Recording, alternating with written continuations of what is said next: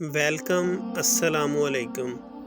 جو بندہ حکیم بننا چاہتا ہے تو اس کو چاہیے سب سے پہلے اپنی عقل پر قابو پائے۔ جب تک عقل پر قابو نہیں ہوگا کوئی حکیم نہیں بن سکتا۔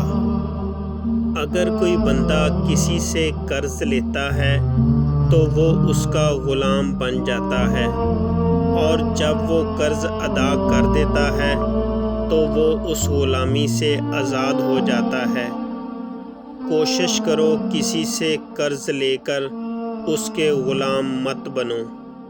جو بندہ حکمت کی بات تمہارے سامنے کرے فوراً اس بات کو کہیں لکھ لو اور اس بات پر عمل پیرا ہو جا، کیونکہ حکمت کی بات گویا ایماندار لوگوں کی گمشدہ چیز ہے جسے وہ جہاں دیکھ لیتے ہیں لے لیتے ہیں۔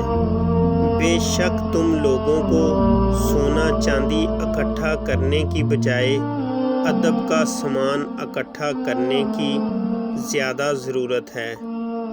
جو بندہ حق سے آگے بڑھنے کی کوشش کرتا ہے اس کے لیے تمام راہیں تنگ کر دی جاتی ہیں۔ حق نہایت زبردست مددگار اور معاون ہے، اور توفیق الہی کا نہ ہونا جہالت کے سوا اور کچھ نہیں۔ اگر زندگی میں کوئی دکھ درد مل جائے تو اللہ کی رحمت سے کبھی مایوس مت ہو، اور ہمیشہ لوگوں کی چال بازی سے ہوشیار رہو۔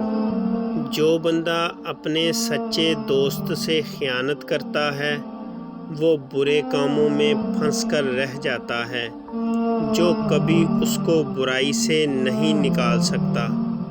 روٹی کھاتے وقت زبان دانتوں تلے آ جائے تو سمجھ جائیے تمہاری قسمت رنگ لانے والی ہے، تمہیں خوشیاں نصیب ہونے والی ہیں۔ بہت سے خوفناک ایسے ہیں جن سے تو ذرا خوف نہ کر۔ بہت سے خوف موت کا باعث ہوتے ہیں اور بہت سے امن، آخر کار خوف سے مبدل ہو جاتے ہیں۔ اور ایک وقت آتا ہے جب ہم شکایت کم کر دیتے ہیں، لوگوں کے تلخ لہجوں کا جواب نہیں دیتے، بڑی بڑی باتوں پر مسکراتے ہیں اور چھوٹی چھوٹی چیزوں پر پاگلوں کی طرح ہنستے ہیں۔ کسی کے سامنے رونا پھر اچھا نہیں لگتا، کسی کو اپنی کہانی سنانے کا دل نہیں کرتا۔ ایک وقت آتا ہے جب ہم حقیقت میں جینا شروع کر دیتے ہیں۔